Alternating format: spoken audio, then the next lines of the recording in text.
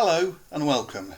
I'm Uncle Badger and today I'm going to talk about another tarot deck.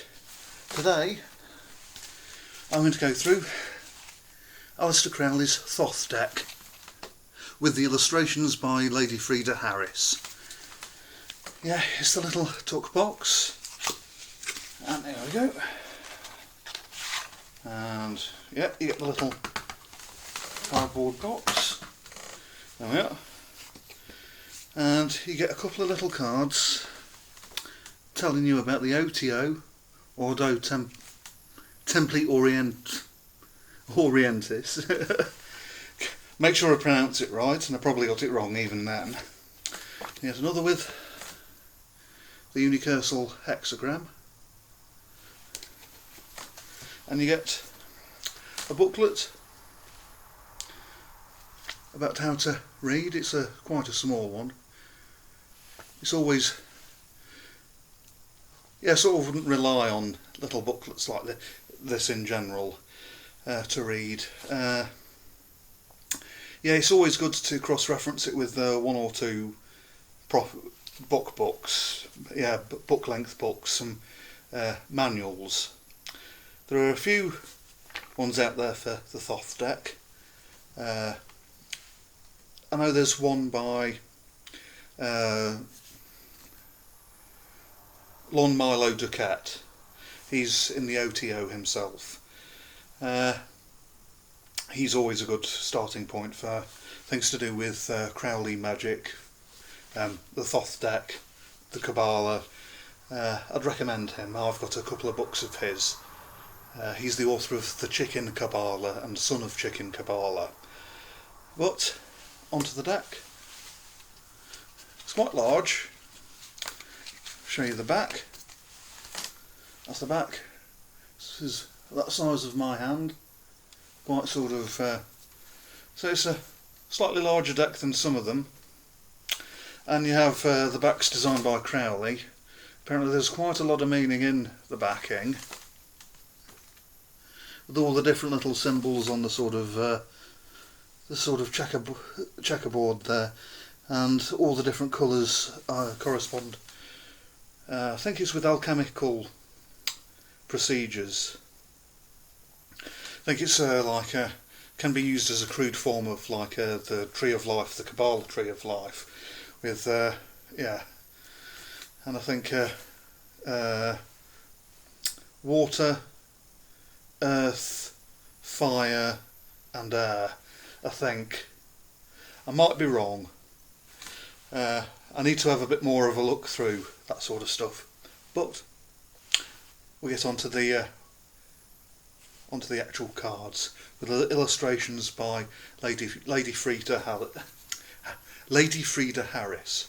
She'd apparently worked through the Blitz to get a lot of these done. She'd actually, as London was bombed, she'd had a studio set up. And as the bombs were going off, she was there painting full 6, 7, 8 foot tall canvases with the illustrations for these cards on, which is pretty impressive when you learn a bit of the history of the Blitz. But we'll get on to some of the illustrations. Here we go. And we have, there we are, the Magus.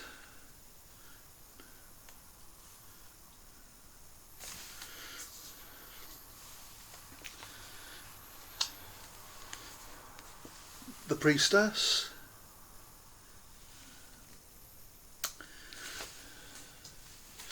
these have a different system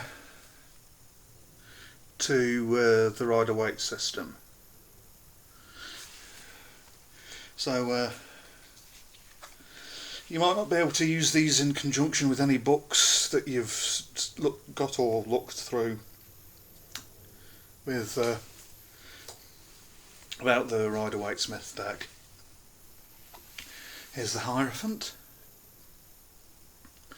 It's probably better to get specific Thoth books. The Lovers. They're quite abstract, the illustrations. Quite reminds me of some of the sort of the Art Deco stylings that you had a little bit before the 40s and the 30s. There we go. The Thoth decks are good if you just so happen to be very interested in the Kabbalah, the Tree of Life. You can study both hand in hand, and you can help the study of one can help you in the study of the other, which is interesting. So if one was to be quite interested in sort of Hemeticism, Gnosticism, and Alchemy, then in conjunction with the Tree of Life and Kabbalah, then this is probably the deck for you, or a variant thereof. Yeah. There we go. Yeah. Lust. I know he's changed several of the cards around, so yeah, you don't necessarily have what's in the Rider-Waite system. You have death.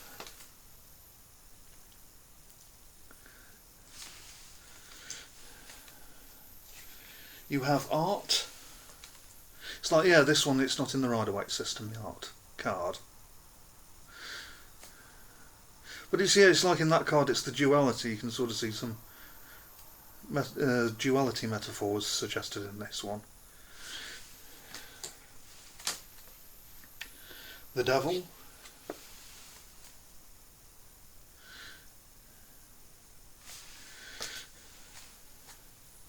The Tower. Yeah, that looks quite very sort of impressionistic, sort of. It's not quite cubism, is it? But you can sort of see the impressionist school come through in that. And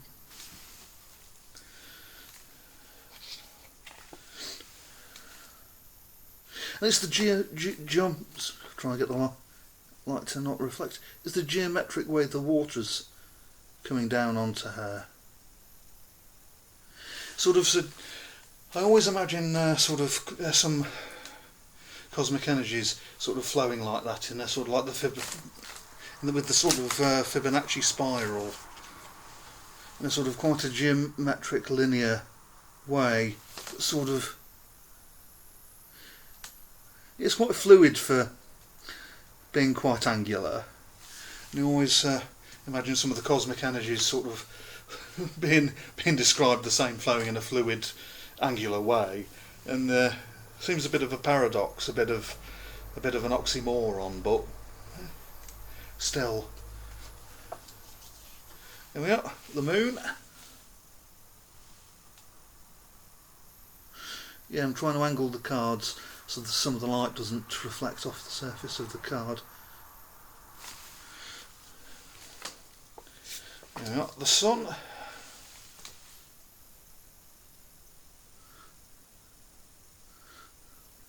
Yeah, the borders are quite broad on it, but the large cards, so the illustrations are very bold, very broad as well. And the number at the top and the name at the bottom with the Hebrew letter, and alchemical signs are present. Like the sort of the spirit lady of the Aeon.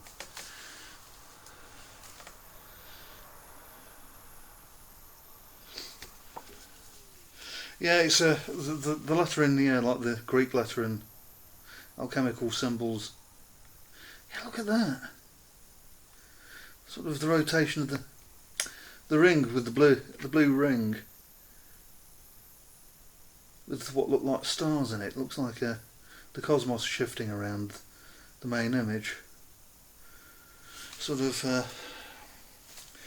yeah, a lot of them I imagine there to be sort of quite a sort of a relationship between the cosmos and what's trying to be portrayed in the card. Here we are, and the Fool's at the back, 0 though. It's like the Vitruvian Man, but without the extra set of limbs. Yeah, you can sort of see that there's a geometry in them, and that it might lead to suggest, with the cosmic imagery in some of the cards, you can see that it's with the deck they're trying to relate it to different stages and sort of through the heavens to where angels and other entities lie, like spirits and things like that. Angels, devils, and the going into the void and things like that. But yeah, Knight of Wands.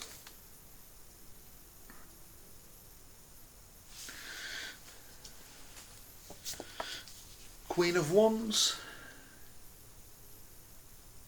Very fiery suit, this. Fiery. Prince of Wands.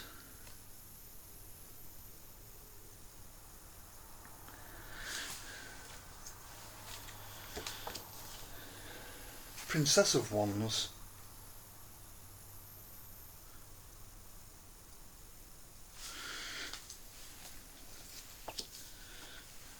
Oppression.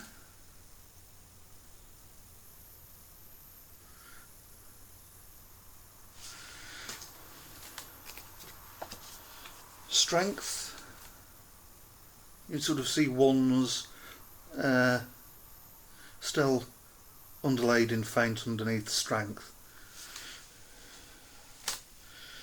8 of Wands.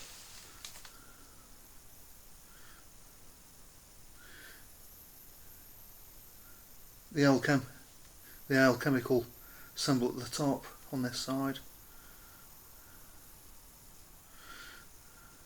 Not quite sure of all of what is meant. I think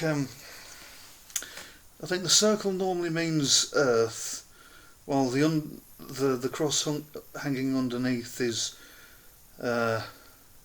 possibly female, and sometimes I think the crescent on top of the circle is the moon. But books and the booklets go into it a bit more. Some of the imagery in these. 7 of Wands, Fella.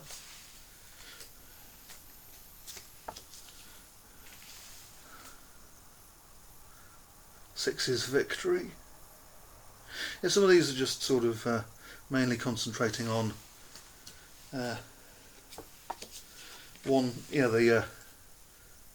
depicting the actual wands themselves.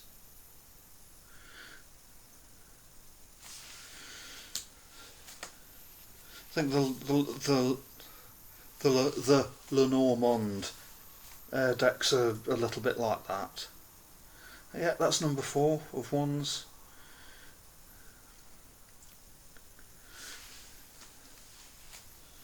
Virtue is 3.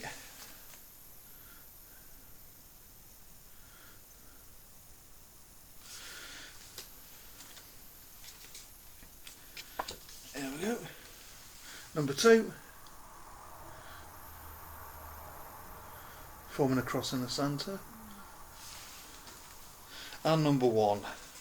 And this is the ace. And you can actually see at the top, beneath these sort of curvy sort of shapes, you can sort of see them make out the general organisation of the Tree of Life underneath all of that.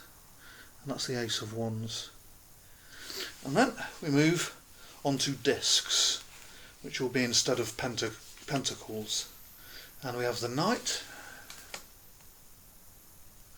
the horse looking at the wheat, sun radiating out from his shield.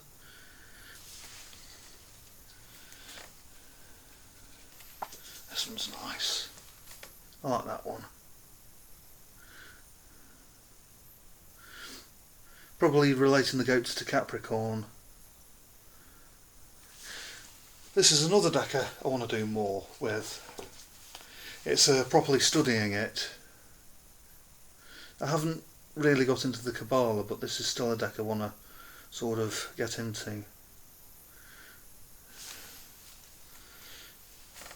Yeah, the Kabbalah's a bit more sort of just a bit of a curiosity for me at the moment. I'm more interested in learning about the deck than I am the Kabbalah at the moment. But I've still got the books on how to get into the Kabbalah. Wealth, number 10. Yeah, that's got the Tree of Life. That's organising the points of the Tree of Life. And you start off at the bottom and then work your way up to the top. But I think at the top, that's where madness lies. That's to be godly in a mortal form, which, though possible, I've heard tales of people reaching the top, and they have powers, but they have become one with the universe, which normally means hospitalisation with one of those special jackets that you normally wear in a padded cell. That's what the stories say. I think that some people probably have managed to reach the top, proper ascension, oneness with the universe. But yeah, it's a bit of a difficult thing to balance, to being a divine spirit in a mortal world. I think that's the point I'm trying to get. It's being a divine spirit in a mortal world is an exceedingly difficult thing to balance, and it can cause trouble. That's what I've heard anyway. And here we go, number 9 of discs, again.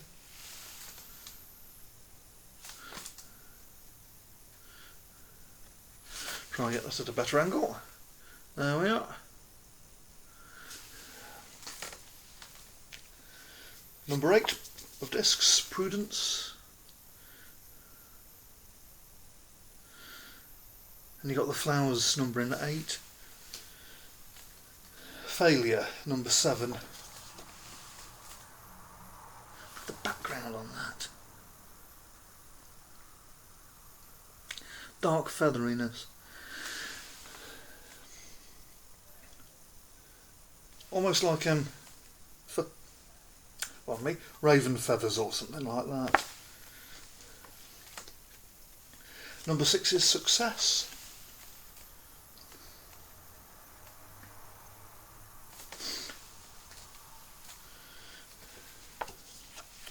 We have Worry. Number 5.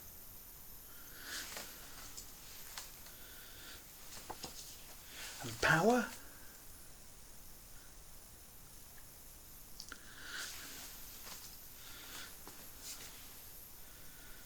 Works is at 3 of discs. Changes at 2. Yeah, this Ouroboros biting its own tail, and the infinity symbol. The balance of karma, with the light at the top and the dark at the bottom. 2 karma symbols. And there we go. Last one of this suit is the Ace. The Ace of Discs. There we are. And the 7-pointed star in the centre. There we are. Then we go on to the swords. And we have the Knight of Swords.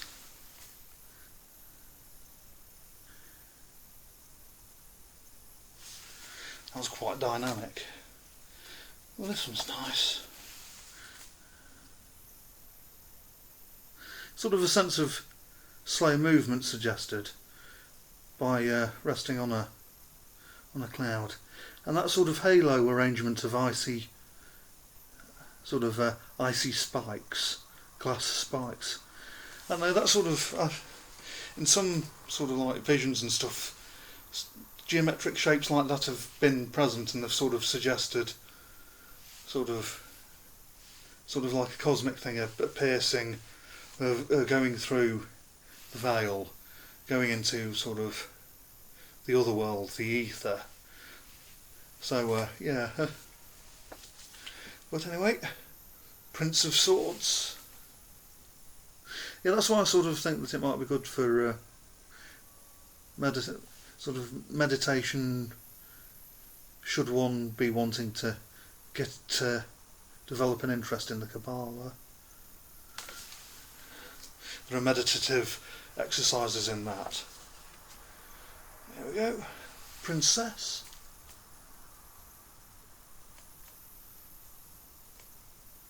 Yeah, this seems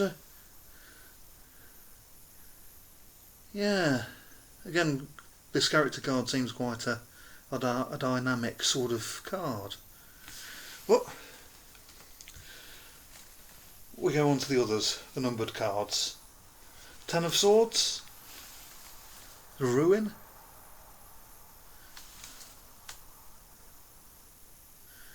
yeah, it's just looking at the background with all the shapes in there again.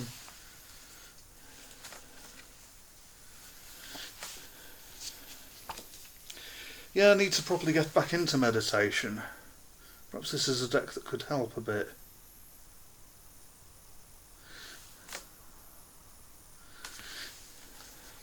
Yeah, this is the original Frieda Harris deck.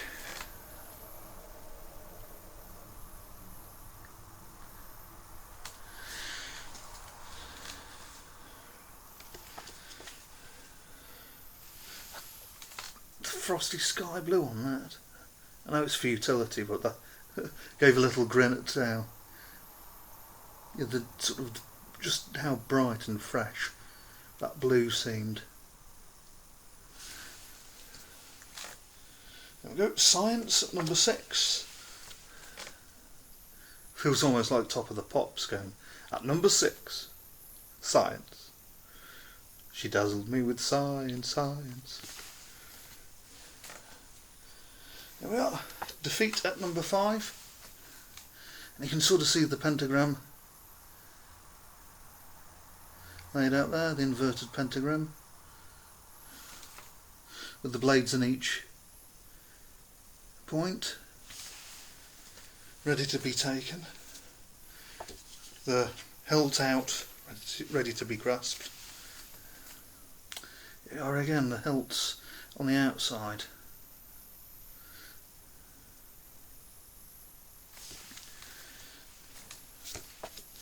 Number 3 of Swords.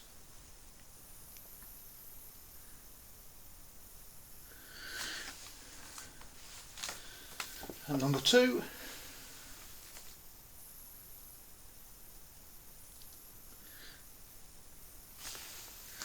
And number 1, the Ace.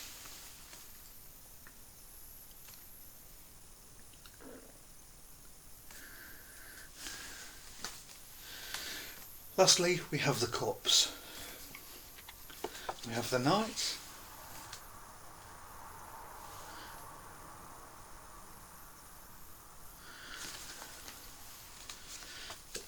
the Queen,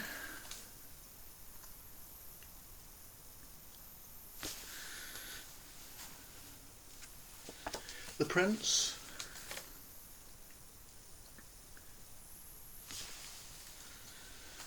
the Princess,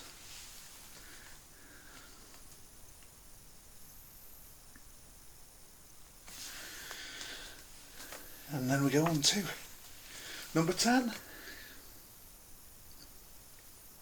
laid out in the Tree of Life formation again.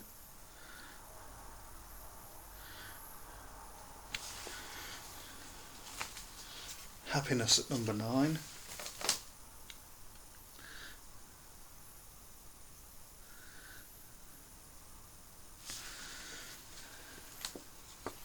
At number 8.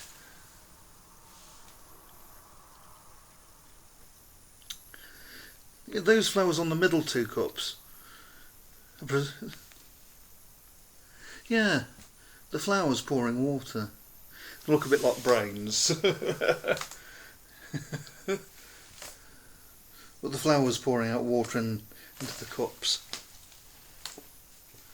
Number 7, debauch. I do like that card. It's the sort of leafiness of the flowers. Almost reminds me of some of the plant-like illustrations in the Voynich manuscript. Some of the herbal illustrations.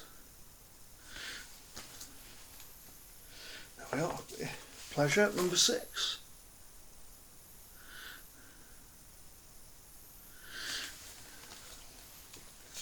Number 5 is disappointment. Inverted pentacle again. Pentagram even. Inverted pentagram. Yep, inverted pentagram. Getting it a bit confused there. But those black lily leaves at the top, water lilies. It's more sort of the below the depths, below the water. There we go. Number 4.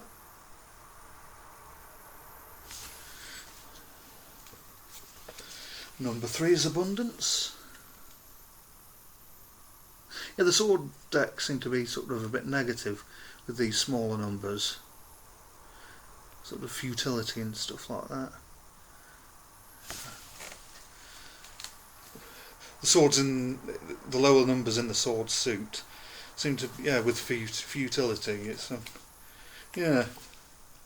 Then we got number 2 is love.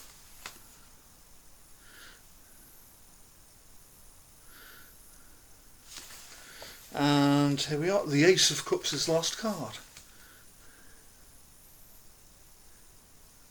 And one thing I forgot to do when comparing it to the size of my palm, you sort of probably for larger hands, but one thing I forgot to do was to show how flexible the card was. I sort of prefer some of the thinner card, in a sense. It's a nice card. There's a certain thickness to it, flexibility, sort of lightweight enough, but sturdy enough to sort of utilise. Anyway, that is the original form of the Thoth deck. I'll give a link to stuff below. I think there are several variants of the original, sort of like pocket deck and stuff like that, and there are ones with alternate images on. If one was to have a good old Google, one would surely find them. I won't give a link to any of those, I'll just give a link to that specific deck. If I get a deck of my own, of course I'll do a video on it to show the comparison. And if I do a pocket version of the original, I'll probably get that deck out again to compare the sizes and things like that. But anyway, I bid you farewell and good health. Bye bye everyone.